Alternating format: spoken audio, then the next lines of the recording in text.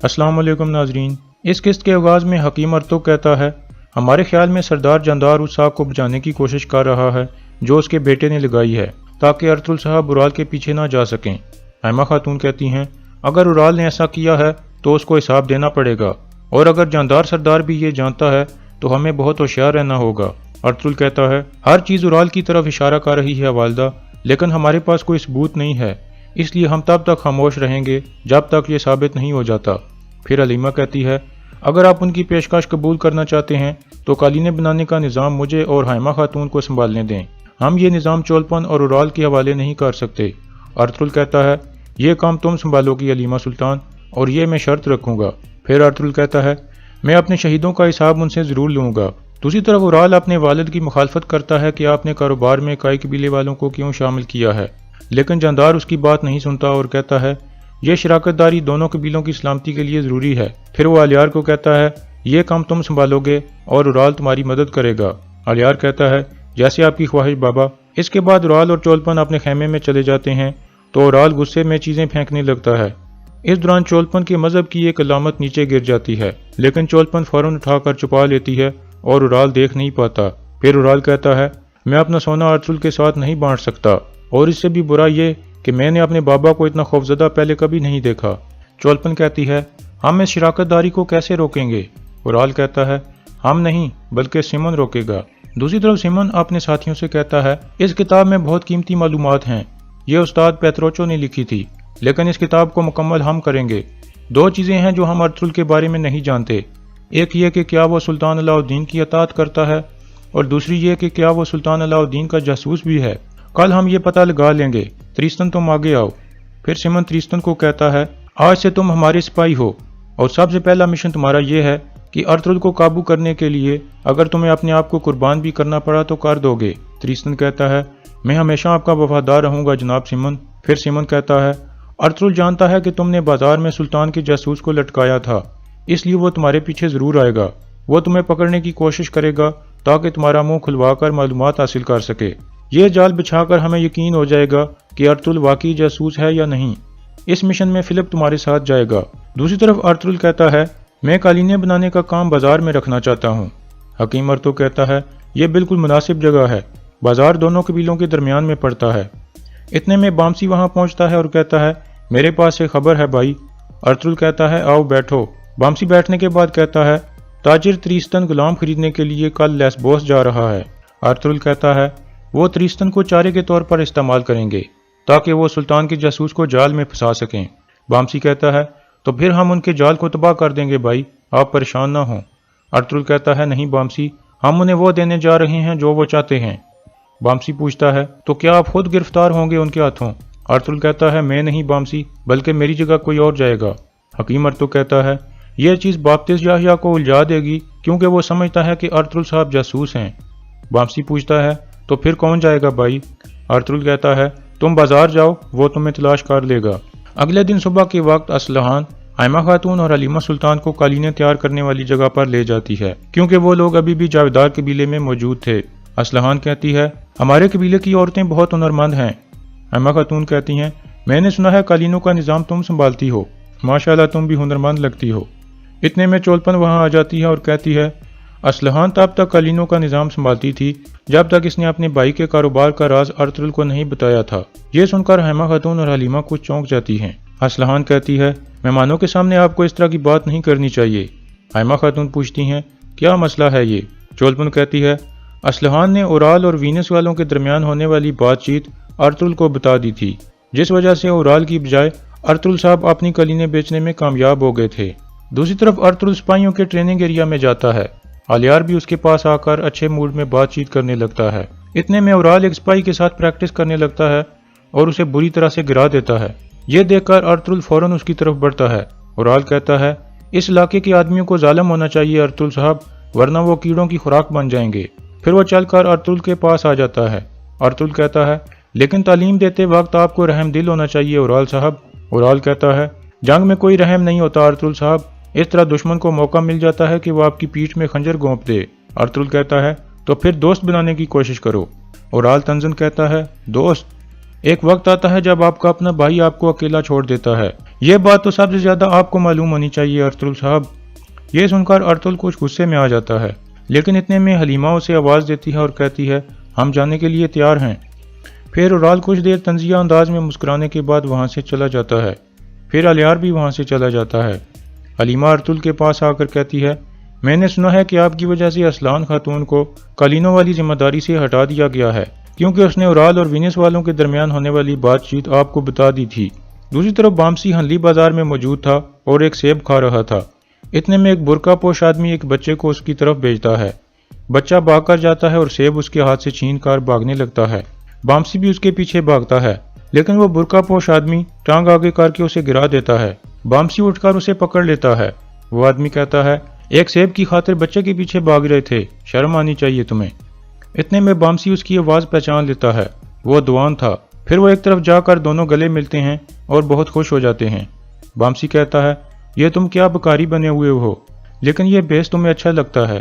دوان کہتا ہے اور تم تو پہلے سے بھی زیادہ موٹے ہو گئے ہو۔ بامسی کہتا ہے نہیں بھائی نہیں، کل سے پہلے تو بہت مشکل سے گزارا ہو رہا تھا، پھر ارطغرل بھائی قالینیں بیچنے میں کامیاب ہو گئے تو ہم پیٹ بھر کر کھانا کھانے کے قابل ہوئے۔ دوان کہتا ہے میں سب جانتا ہوں بھائی، میں ہمیشہ ارطغرل بھائی کے ساتھ رابطے میں تھا۔ دوسری طرف ترگت کافی بہتر ہو چکا تھا اور کھڑکی کے پاس کھڑا تھا۔ اتنے میں ماریا وہاں آتی ہے اور کہتی ہے جب میں بھی درد میں ہوتی ہوں تو ایسے ہی کھڑکی کی طرف دیکھتی ہوں اور سوچتی ہوں کہ کوئی گھوڑے پر آئے گا اور مجھے یہاں سے دور لے جائے گا۔ میں نے تمہارے لیے ایک دوا والا شربت تیار کیا ہے، یہ تمہیں سکون دے گا۔ ترگت اس کی طرف دیکھ کر مسکراتا ہے اور پھر شربت لیتے ہوئے کہتا ہے شکریہ۔ شربت پینے کے بعد وہ کہتا ہے وہ نہیں آئے جن کا میں انتظار کرتا رہا۔ جب میں نے کھڑکی کی طرف دیکھا تو مجھے صرف اپنا دردناک خاتمہ دکھائی دیا۔ ماریا کہتی ہے میں تمہیں اپنے خواب دکھا سکتی ہوں اگر تم چاہو تو۔ ترگت کہتا ہے اب تک میں دوسروں کے خوابوں میں رہتا رہا ہوں، اس لیے میں اس صورتحال میں ہوں، لیکن اب سے میں اپنے خواب دیکھوں گا۔ اتنے میں بامسی اندر داخل ہوتا ہے اور سلام کرتا ہے۔ ترگت اس کی طرف نہیں دیکھتا اور غصے میں کہتا ہے وعلیکم السلام۔ پھر کہتا ہے کیا تم پھر یہاں اپنے قبیلے کے بارے میں بات کرنے آئے ہو بامسی؟ تو یہ جان لو کہ میں نے اپنا ذہن تبدیل نہیں کیا۔ بامسی کہتا ہے تمہیں کیا ہو گیا ہے بھائی؟ کیا کافروں کی تلوار نے جسم کے ساتھ ساتھ تمہاری روح کو بھی چیر دیا ہے؟ ترگت کہتا ہے وہ کافروں کی تلوار نہیں تھی جس نے میری روح کو چیرا ہے، بلکہ وہ ارطغرل بھائی تھے۔ یہ سن کر ماریا ہلکی سی مسکراتی ہے۔ پھر ترگت کہتا ہے ہم نے ان کے فیصلوں کی وجہ سے اپنے پیاروں کو کھو دیا۔ میں ابھی بھی آئیکز کے دکھ میں ہوں۔ نہ صرف یہ بلکہ ہم نے اپنے گھر کو اور اپنے پیاروں کو بھی پیچھے چھوڑ دیا اور ارطغرل بھائی کے ساتھ کھڑے رہے۔ اور انہوں نے کیا کیا؟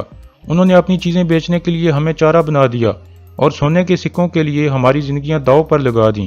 ارطغرل بھائی نہ ہی ایک اچھے جنگجو ہیں اور نہ ہی ایک اچھے تاجر ہیں۔ بامسی کہتا ہے یہ تم کیا کہہ رہے ہو بھائی؟ ان لوگوں نے کیا کر دیا ہے تمہارے ساتھ؟ کیا انہوں نے تمہارے ذہن میں یہ زہر بھرا ہے؟ پھر وہ اٹھ کر غصے سے ماریا کو پکڑ لیتا ہے اور کہتا ہے اگر تم نے میرے بھائی کا ذہن خراب کیا ہے تو میں اس عمارت کو جلا کر خاک کر دوں گا۔ یہ سن کر ترگت غصے سے کھڑا ہو جاتا ہے اور کہتا ہے بہت ہو گیا، میرا ذہن بالکل ٹھیک ہے، ہمیشہ سے زیادہ۔ اب سے میرے لیے صرف ایک راستہ ہے اور وہ ہے میرا اپنا راستہ۔ تم ارطغرل بھائی کے راستے پر جا سکتے ہو۔ بامسی کہتا ہے ہم ارطغرل بھائی کے راستے سے نہیں ہٹیں گے، ہم نے وعدہ کیا تھا اور تم نے وعدہ توڑ دیا ہے بھائی، اور تم اصولوں کے خلاف چلے گئے ہو۔ پھر بامسی شدید غصے میں باہر نکل جاتا ہے۔ ماریا بھی بامسی کے پیچھے آتی ہے اور اسے روک کر کہتی ہے مجھے بہت افسوس ہے، لیکن تمہیں ترگت کو سمجھنا چاہیے، تمہاری طرح وہ بھی بہت مصیبتوں سے گزرا ہے، بلکہ تمہیں بھی اس کا ساتھ دینا چاہیے۔ بامسی کہتا ہے اصل میں اس کی زبان کھینچ کر باہر نکال دینی چاہیے۔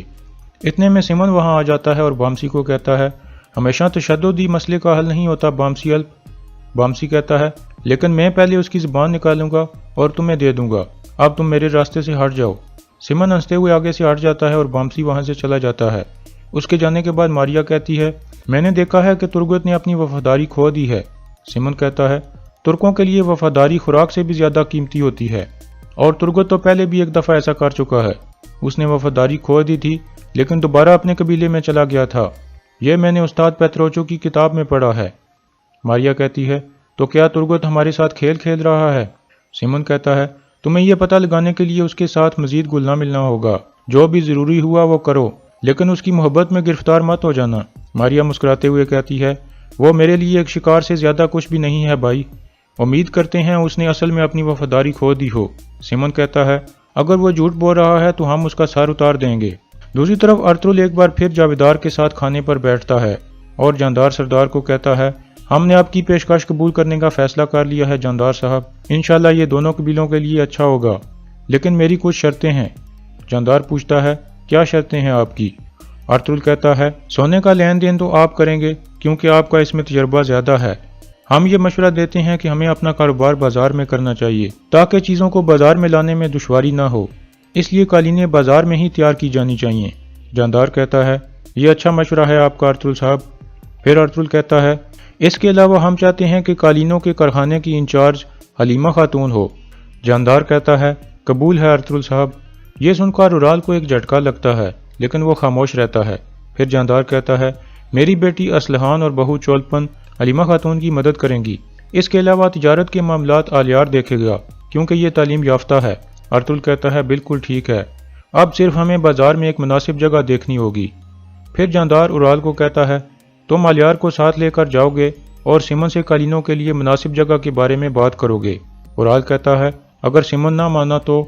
जानदार कहता है, वो एक ताजिर है, वो क्यों नहीं मानेगा, उसे तो सिर्फ सोने के सिक्कों से गर्ज होनी चाहिए। इसके बाद सब खड़े हो जाते हैं और दुआए खैर मांगते हैं। दूसरी तरफ हनली बाजार में दुआन बामसी को कहता है, तुम समझ गए हो क्या करना है, अभी तुम एक तरफ चले जाओ। फिर दुआन जानबूझकर सिमन के आदमी फिलिप से टकरा जाता है और भिखारी बांधकर उससे सिक्के मांगता है। फिलिप गुस्से से सिक्के देते हुए उसका कासा नीचे गिरा देता है और फिर उसे जोर से लात मारता है। दुआन आहिस्ता से कहता है, एक दिन तुम्हें इसका बदला जरूर चुकाना पड़ेगा। दूसरी तरफ आलियार टोकटामिश की जुबान हकीम अर्तुग को देकर कहता है, ये एक आदमी की जुबान है जो कुछ दिन पहले फौत हुआ है, क्या आप इसका मायना करके बता सकते हैं कि इस आदमी को जहर दिया गया था? हकीम अर्तुग कहता है, मैं कोशिश करूंगा। इसके बाद अर्तुल और घर वाले वहां से वापस जाने के लिए तैयार हो जाते हैं। अर्तुल जानदार का शुक्रिया अदा करता है और उससे गले मिलता है। फिर वो वहां से रवाना हो जाते हैं। उनके जाने के बाद आलियार उराल के पास जाकर कहता है, अभी हमें सिमन की तरफ चलना चाहिए भाई। उराल कहता है, मैं तो तैयार हूँ आलियार। इतने में बातूहान वहां आकर कहता है, वो सिपाही जिसकी टांग ट्रेनिंग एरिया में टूट गई थी उसकी हालत ठीक नहीं है, उसकी टांग सूज गई है। ये सुनकर आलियार कहता है, मैं जाकर उसको देखता हूँ। फिर वो सिपाही की तरफ चला जाता है। उराल खुश हो जाता है क्योंकि ये उसकी चाल थी। फिर उराल अकेला सिमन की तरफ रवाना हो जाता है। आलियार अंदर जाकर उस सिपाही का मायना करता है तो उसकी टांग बिल्कुल ठीक थी। ये देखकर वो गुस्से में आ जाता है और बातूहान को पकड़ लेता है और कहता है, क्या तुम मुझे बेवकूफ़ बनाने की कोशिश कर रहे थे बातूहान? जाकर मेरा घोड़ा तैयार करो। बातूहान मुस्कुराता हुआ बाहर निकल जाता है और यहाँ इस किस्से का इख्तिताम हो जाता है।